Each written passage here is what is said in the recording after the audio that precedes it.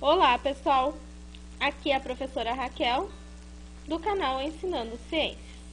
Lembre-se de acompanhar nossas postagens, se inscrever no canal no YouTube, fazer comentários e curtir, só se você gostou, é claro.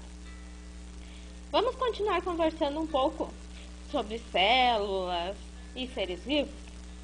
Vamos pensar um pouquinho que ao longo da evolução as células elas foram apresentando a divisão de trabalho, tá?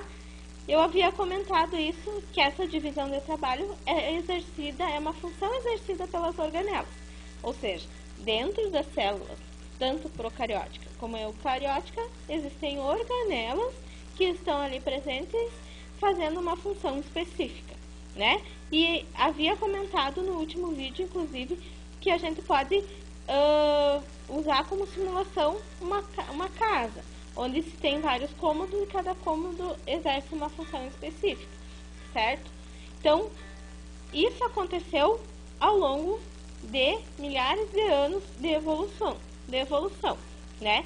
Essas organelas foram surgindo, elas não surgiram todas ao mesmo tempo, foram surgindo vagarosamente, lentamente e permitido então que cada uma delas exercesse uma função dentro dessa célula, né? Nós temos que lembrar sempre do processo de evolução.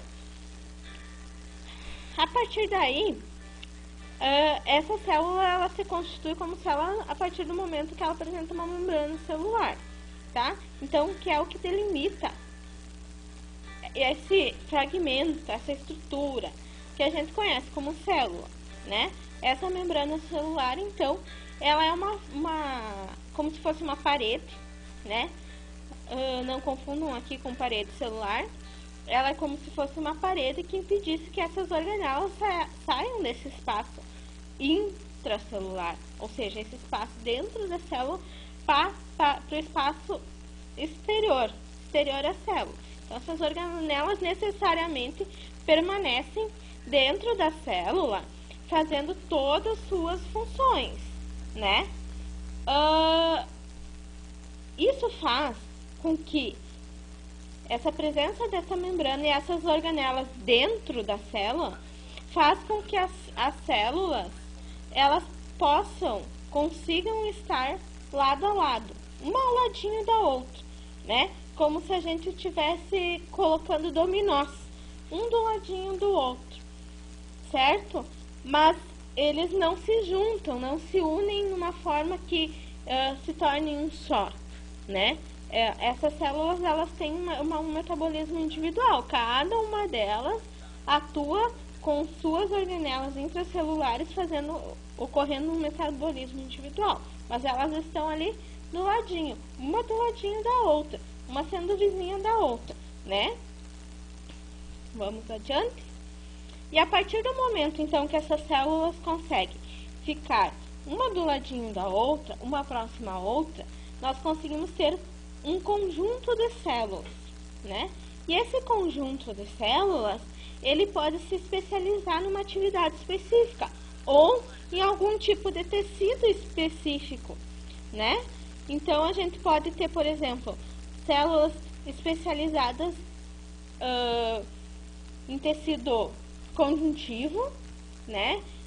Que vão formar, então, os tecidos que, por exemplo, formam os órgãos internamente. A gente pode ter células especializadas em tecido ósseo, né? Que vão ficar ali juntinhas formando os nossos ossos. E a partir desse conjunto de células que vão estar ali, né? Uma próxima à outra, nós vamos ter então esses tecidos especializados. Aqui falo bem especificadamente dos seres humanos, né? Dei um exemplo bem especificado dos seres humanos. Nós vamos ter esses tecidos especializados que vão, então, poder formar ou constituir o que nós conhecemos como órgãos, né? Então, aí tem pulmão, coração, estômago, intestino, olhos, né? Então, tem todos os órgãos, por exemplo, aqui que eu estou citando no caso dos seres humanos. Mas se nós pensarmos em outros seres vivos também, né?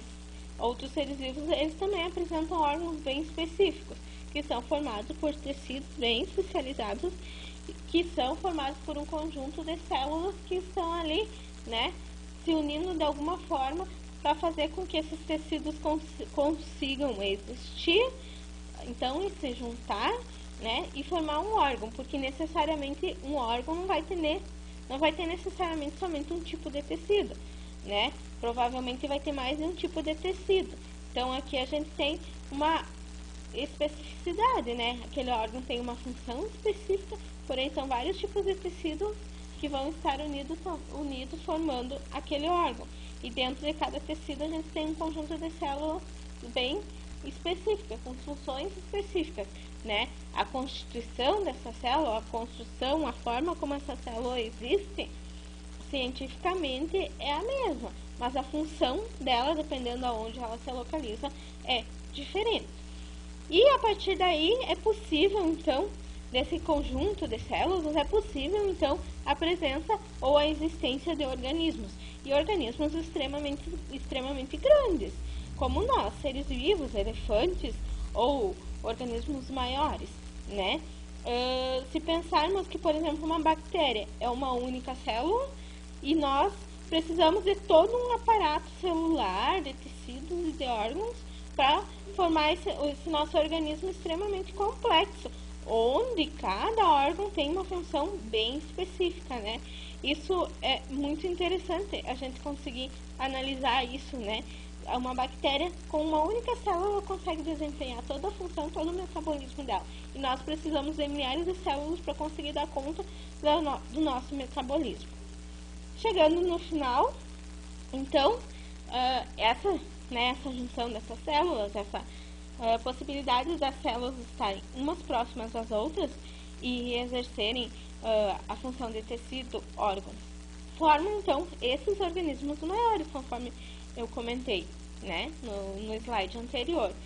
E é surpreendente isso e é extremamente interessante, né, quando a gente pensa nessas possibilidades e nessa diversidade de organismos a partir de uma unidade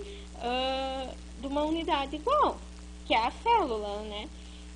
Então, isso é extremamente interessante.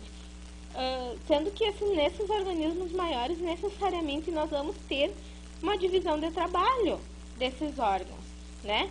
Porque as células e os tecidos, eles têm funções metabólicas diferentes. Então, uma célula que está lá, localizada lá no pulmão, ou nos pulmões, por exemplo, as células que estão localizadas lá nos pulmões, por exemplo, elas têm funções diferentes das células que estão localizadas lá nos olhos, né?